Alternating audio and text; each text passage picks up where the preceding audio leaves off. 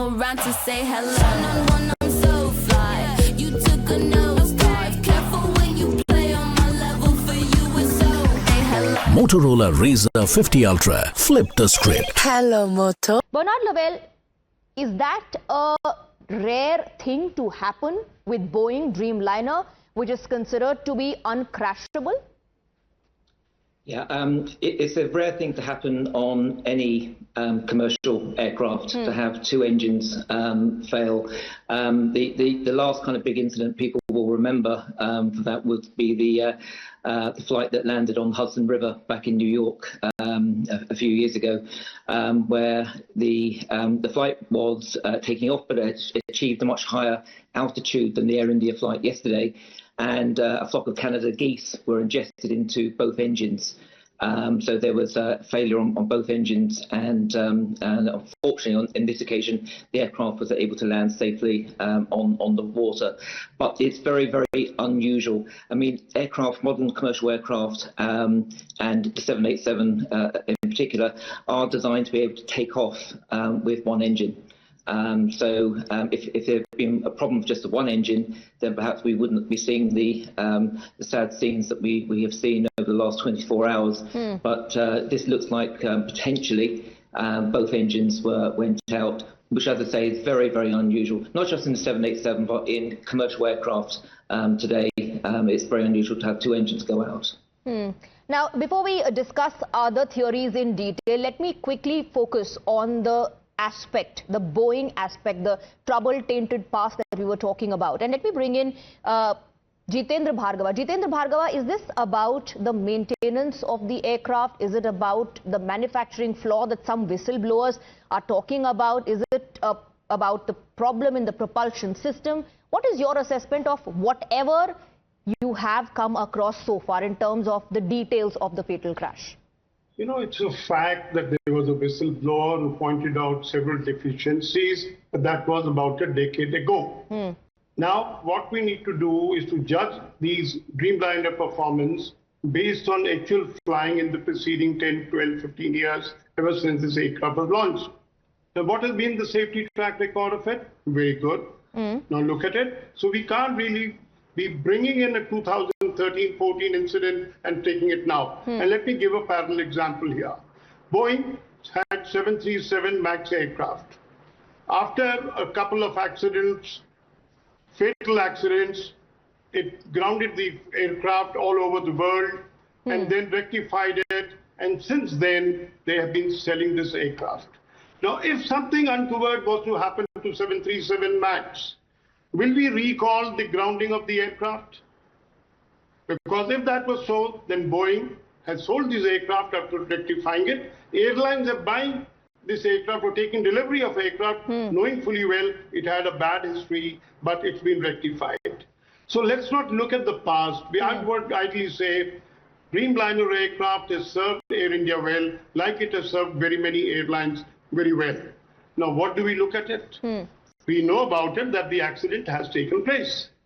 And there could be either a technical issue, and you have, of course, listed out 6 theories here that could possibly be. But let's wait for it.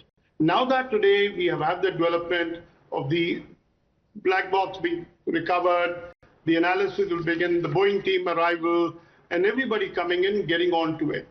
Give themselves 6, 7, 10 days time. Let them decode the black box. Get to the facts, rather than speculate and say, this is the reason why it is. And government on its part has done a good job, and which is very rare, I must say, that they have issued directions to Air India to conduct additional checks. Now, they may not be necessary, let me explain to you. But what it will contribute is the confidence boosting in the traveling public when they see the Dreamliner aircraft, when they're boarding the aircraft, to say, well, this was the aircraft that crashed on Thursday, and I'm traveling on the same aircraft. So this confidence boosting measure is a very welcome step. Absolutely. I agree with you that one should not jump to conclusions and one should not be passing judgments at this critical hour. But one would definitely want to understand, because, you know, it has not been heard of before. I want to bring in Mirza Faizan, former Boeing engineer. The uncrashable has crashed, Mirza Faizan, and a lot of people people are finding, especially the experts, are finding it difficult at the moment to wrap their heads around what went wrong in the first minute itself, in just 27 seconds. And that's where all these theories come into play. One of them also is about the incorrect flap configuration. What are your views on that? Swati, first of all, thank you for having me. And a minor correction, I am not a Boeing engineer. Okay. I have worked on the design of the Boeing system, 787, flight management system, primary flight display, multifunction display. But those systems were designed by Honeywell, which is another large aerospace company. So for Honeywell, not for Boeing. So now setting that context. So coming to your questions about the crash of Boeing 787. First of all, as I have always been saying, that this is an aircraft with stellar safety records. The whistleblower, Sam's issues on 787 was on the fasteners. He raised, let us say for a moment that his concern were true. That was about fasteners. Here we see the engine, the issue with the propulsion system. Okay. So I do not want to speculate right now that because of Boeing crumbling, quality standards, there is a crash right now. If there is an issue with the program, if there's an issue with the plane starts acting up the moment they come in service, like 737 MAX did. They do not wait for years and years. I remember there was another plane a couple of decades ago, start crashing up. The moment it came into service. So I will not speculate and say that because of the Boeing's current quality issues, the plane which was made a decade ago, more than a decade ago, started acting up.